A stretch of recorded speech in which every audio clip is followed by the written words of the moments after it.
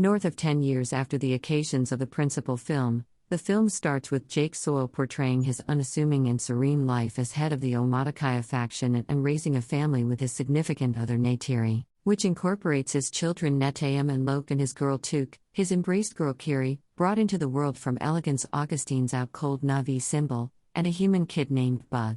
The child of Miles Quaritch, who was brought into the world on Pandora, however couldn't be moved to Earth in cryostasis as a baby. While Jake can acknowledge Insect as a took-on child, Neytiri is suspicious of him given his human starting points.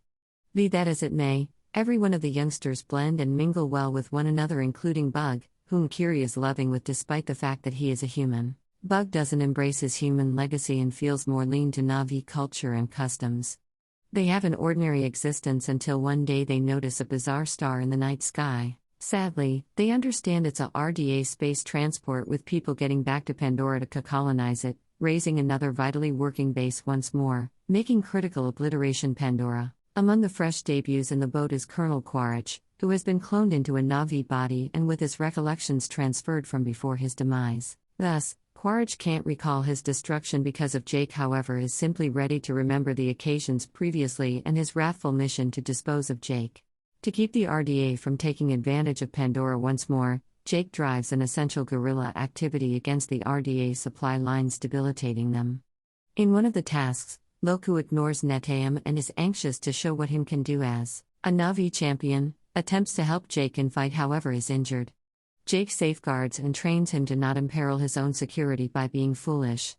That evening, while at the same time keeping an eye on his injuries, Neytiri serenely reminds Jake to be not excessively unforgiving with Loke, to which Jake communicates his anxiety as a dad for the well-being of his youngsters. In the meantime, the retaliatory strike on the RDA supply lines doesn't agree with Quaritch, who starts a hunt mission to kill Jake. During a lively endeavor, Jake's kids alongside Insect investigate further into the rainforest. Unbeknownst to them, Quaritch and his group are in the area investigating the site where Quaritch finds his human remaining parts. A perceptive Loke sees their presence and rapidly illuminates Jake. Loke can speak with Payakan through marking and eliminates an old spearhead from the monster's right balance. Upon his revisitation of Metkayina, Vastano Ari, who became mindful of Aonung's deceiving of Loke, requests that the previous apologize to Loke. Notwithstanding, Loke assumes the fault himself, winning Aonung's fellowship.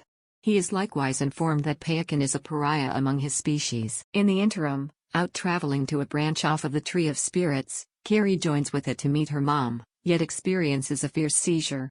She is recuperated by Ronal, however when Jake calls Norm Spellman and Max Patel for help, Quaritch can follow them to the archipelago where the reef individuals reside. Carrying Bug with him, he lays hold of a whaling vessel which is hunting Tulkuns to collect their cerebrum catalysts for making hostile to maturing cures. Quaritch starts to mercilessly scrutinize the native clans about Jake's area, bombing that. He arranges the whaling group to wantonly kill the Tulkuns to draw Jake out. Loke intellectually interfaces with Payakan and discovers that the Tulkun was projected out in light of the fact that he conflicted with the methods of his species and went after the whalers who killed his mom. At the point when the Metkayina learn of the Tulkun butchers, Loke takes off to caution Payakan, trailed by his kin, Xire and Aonung. They find Payakan being pursued by the whalers, and Loke, Kiri and Tuk are caught by Quaritch. With their youngsters in harm's way, Jake, Neytiri and the Metkayina set off to stand up to the people. Quaritch powers Jake to give up, yet seeing his spirit sibling endangered, Payakan assaults the whalers, setting off a battle which kills the majority of the team and fundamentally harms the vessel, making it sink. Neteyam salvages Loke and Bug, yet is lethally shot. Jake faces Quaritch, who involves Kiri as a prisoner. At the point when Neytiri does likewise with Bug, Quaritch at first denies his child, yet stops when Neytiri cuts Bug on the chest. Jake, Quaritch, Neytiri and Tuk end up caught inside the sinking vessel.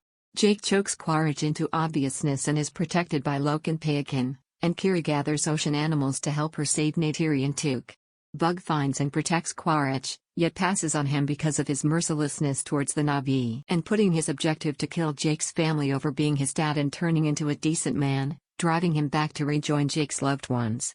After Neteyam's burial service, Jake and his family choose to for all time stay with the Metkayina.